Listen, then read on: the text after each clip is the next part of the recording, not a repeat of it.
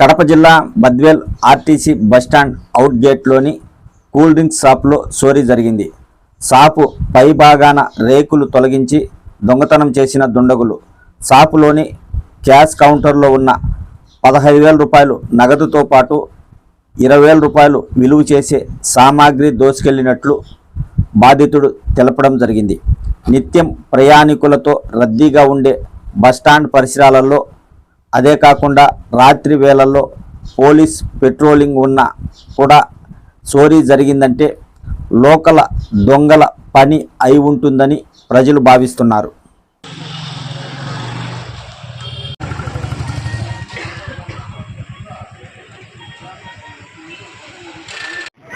అది మాత్రం ఎలా మోసేసిపోతుంది. కొత్తగా 5 గంటలు తెలుస్తుంది. టికెట్ ఏం లేదు. ఎంత రకాలు 20,000 టికెట్